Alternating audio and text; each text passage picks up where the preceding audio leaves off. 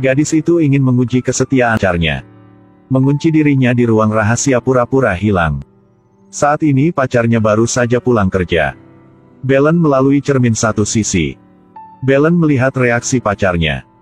Pacarnya dengan cepat menemukan surat perpisahan yang ditinggalkannya. Dia mulai panik. Terus-menerus melihat ke sekeliling ruangan. Kemudian dia mengeluarkan ponselnya dan memanggilnya. Tetapi tidak ada yang menjawab. Melihat mata merah pacarnya, hati Belen sedikit senang. Sepertinya dia masih mencintainya. Tapi segera setelah itu, rasa sakitnya berubah menjadi kemarahan. Dia dengan panik melemparkan buket bunga yang akan dia berikan kepada Belen ke cermin. Belen ketakutan. Dia tahu bahwa jika dia terus menggoda, pasti akan terjadi masalah besar. Dia mencari kuncinya, berharap untuk memberi pacarnya kejutan. Tapi setelah beberapa saat mencari, dia tiba-tiba teringat sebelumnya karena dia sedang terburu-buru. Dia menjatuhkan kunci ruang rahasia di kamar. Belen merasa sangat buruk. Dia bergegas di depan kaca, menggunakan kekuatan untuk meminta bantuan. Tapi ruangan ini sangat kedap suara. Jadi pacarnya tidak bisa mendengar suara apapun. Tidak dapat meminta bantuan. Belen mencoba menelepon. Tapi ruangan ini tidak ada sinyal. Belen tidak sabar. Dia menggunakan kursi untuk memukul. Tapi kacanya tetap tidak bergerak. Akhirnya dia harus membayar harga untuk tindakannya. Dia benar-benar terkunci di ruangan-ruangan rahasia ini. Ini bukan ruang rahasia biasa. Wanita tua rumah itu memperkenalkan. Ini adalah suaminya yang sudah meninggal. Karena ingin lari dari musuh, dia ingin membunuhnya. Dia menggunakan logam untuk membangun dinding luar yang sangat kokoh. Kedua jendela adalah kaca industri satu arah transparan. Dari sini, dapat melihat semua aksi di kamar tidur dan kamar mandi. Juga dapat mendengarkan suara di luar. Setelah mengatakan hal-hal ini, wanita tua itu berbalik dan kembali ke Jerman. Sekarang tidak ada yang tahu bahwa Belen terkunci di ruang rahasia. Di malam hari pacarnya pergi mencarinya tetapi kembali ke rumah tanpa hasil. Ternyata pacarnya ada di depannya. Tapi dia tidak bisa melihatnya. Belen berdiri di depan kaca satu arah dan terus meminta maaf. Melihatnya tidak bisa menahan air matanya. Hatinya sangat sakit. Setelah pacar melapor ke polisi. Tetapi mereka menyuruhnya menunggu kabarnya. Mereka akan menyelidikinya perlahan. Sedangkan Belen di ruang rahasia. Dia mulai memahat dinding. Hari-hari ini, jika dia lapar, dia akan makan makanan kaleng yang sudah kadaluarsa. Haus akan minum air kotor. Setelah beberapa hari, sang pacar menonton video yang ditinggalkan oleh Belen. Dan berkata dengan nada menghina lagi. Semoga kamu beruntung. Belen sedang jadi marah. Masih tidak lama untuk mencarinya. Pacar sudah menyerah padanya. Dia melihat dia yang sedang pergi ke kamar mandi. Dia dengan marah menendang pipa air. Air di pot melayang jadi pola bunga. Sepertinya dia melihat harapan. Jadi dia mengambil pipa baja dan terus mengetuk. Meskipun urat bunga di air bisa terlihat. Tapi kemudian ada guntur dan hujan turun. Pacar hanya menatap cermin. Lalu berbalik dan pergi. Belen tahu bahwa harapannya akan bantuan telah jatuh lagi kali ini. Tapi hal berikutnya membuatnya lebih menderita daripada kematian. Ini adalah pasangan bercinta di depan cermin. Tapi tidak tahu mantan pacar ada di belakang. Lihat semuanya. Dia benar-benar putus asa. Dia dikurung di kamarnya selama seminggu. Pacarnya dengan cepat pergi mencari kesenangan baru. Melihat dua orang mulai bercinta, Belen langsung patah semangat. Dia mencoba mengetuk pintu besi. Tetapi mereka tidak mendengar apa-apa. Pagi selanjutnya, pacar barunya pergi ke kamar mandi. Mengambil sikat gigi Belen. Belen marah banget. Berteriak keras ke arah wastafel. Dia sepertinya mendengar sesuatu. Membungkuk untuk memeriksa gerakannya. Belen merasa seperti dia memiliki kesempatan untuk menyelamatkan hidupnya. Dia terus berteriak keras ke arah pipa air. Tetapi Kani tidak bereaksi. Kemudian mulai menyikat giginya, membersihkan diri. Tidak lama kemudian, Belen tiba-tiba mengetahui dari dalam ruang rahasia bahwa suhu air bisa diatur. Dia mengambil kesempatan itu saat Kani sedang mandi. sengaja menaikkan suhu air.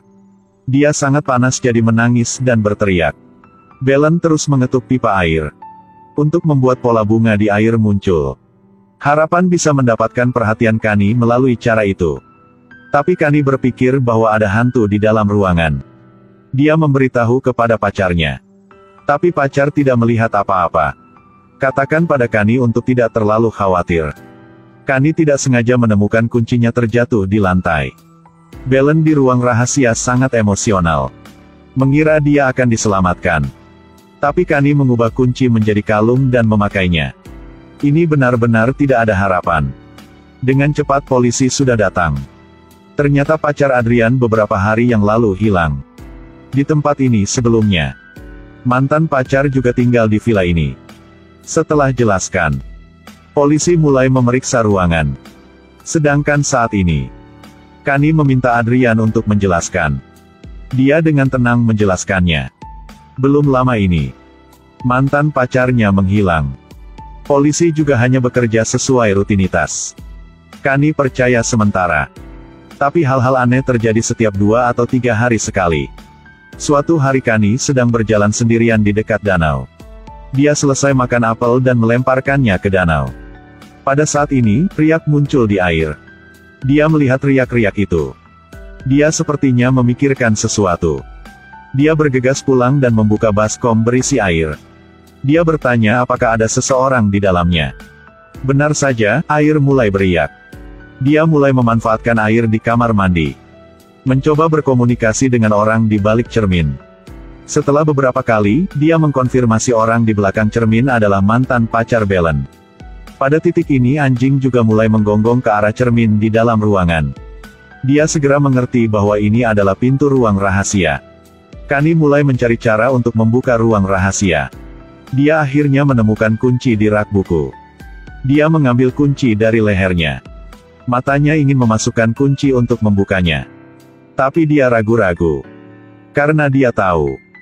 Jika dia melepaskan Belen sekarang, dia akan kehilangan Adrian. Menghadapi hati nurani dan keegoisannya. Dia tiba-tiba membanting pintu hingga tertutup. Lalu membiarkan air di baskom habis. Kali ini Belen benar-benar putus asa. Belen terkunci di sini selama setengah bulan. Dia hanya bisa melihat pacarnya memeluk Kani. Dia sangat patah hati. Hanya ingin melarikan diri dari kamarnya. Tidak mengetahui niat Kani. Beberapa hari kemudian mulai mengubah penataan ruangan. Mengisi bukaan ruangan rahasia. Sebelum pergi, dia masih melihat ke cermin satu arah. Sepertinya penguasa disumpah. Beberapa hari kemudian, Adrian menerima telepon dari polisi. Mengatakan bahwa tubuh wanita ditemukan. Dan ingin dia datang dan mengkonfirmasi. Tapi mengejutkan. Mayat yang ditemukan polisi bukanlah mantan pacarnya. Ketika pulang, dan memberitahu Kani bahwa polisi melakukan kesalahan. Kani tidak terkejut sama sekali. Tetapi beberapa hari kemudian, hati Kani sedikit gelisah. Dia ingin tahu bagaimana keadaan Belen. Tapi air di bak mandi tidak bergerak. Dia mulai merasa sedikit gugup. Tapi dia tidak melakukan apa-apa. Namun, keesokan harinya, polisi yang menyelidiki keberadaan Belen datang ke rumah itu lagi. Dia memberinya surat dan menunjukkan bahwa pacarnya juga bukan orang baik. Dalam surat itu jelas gambar Adrian dan gadis lain. Ternyata Belen memergoki Adrian bertingkah tidak jelas terhadap sesama gitarisnya di grup. Dia bingung yang tidak tahu harus berbuat apa. Tepat saat dia sedang mengobrol dengan wanita tua itu. Dia menyebutkan penderitaan ini. Sang induk semang memberinya saran. Mengapa tidak melakukan percobaan? Jadi dia memberitahu keberadaan ruang rahasia itu kepada Belen. Tidak menyangka gadis lugu ini segera bertindak. Mengemasi barang-barangnya. Merekam video. Tanpa ragu bersembunyi di ruang rahasia. Keni segera mengerti bahwa Adrian adalah master manajemen waktu yang legendaris. Dia mulai memahami Belen. Mengapa mengunci diri di ruang rahasia. Jadi dia mulai memiliki simpati di hatinya. Lalu dia mengambil kuncinya. Untuk membuka ruang rahasia. Akhirnya ruang rahasia melihat matahari lagi. Tanah berantakan. Belen terbaring lemah di tempat tidur. Saat Keni mencoba membangunkannya. Mata Belen tiba-tiba melebar. Mengambil botol kaca dan memukul Kenny. Lalu dia mengambil kuncinya. Untuk meninggalkan Kenny di ruang rahasia. Kunci saja pintu besinya. Lihatlah dirimu di depan cermin. Ternyata dia sangat lelah. Pada saat ini telepon berdering. Dia diberitahu bahwa sang induk semang telah meninggal.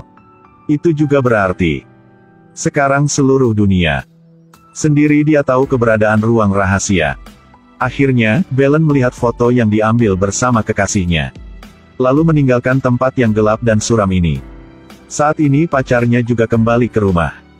Tetapi di tempat tidur melihat kunci ruang rahasia yang ditinggalkan Belen. Kemudian dia memperhatikan foto yang diambil bersama di cermin. Tapi mungkin sepanjang hidup ini, dia juga tidak bisa menjelaskan rahasia ini. Kani yang malang. Menjadi penderita samsara baru. Ini adalah film horor yang menegangkan dari Spanyol. Berjudul Hidden Man. Belen dan Kenny tidak salah. Tapi mereka juga tidak benar. Belen karena ingin menguji perasaan pacarnya. Telah memilih tes yang ekstrim. Akhirnya menempatkan dirinya dalam bahaya. Yang disebut tidak melakukan tidak akan mati. Sedangkan Kenny mengetahui bahwa Belen terkunci di ruang rahasia. Momen pertama tidak berpikir untuk menyelamatkannya. Tetapi memikirkan keuntungan dan kerugiannya sendiri.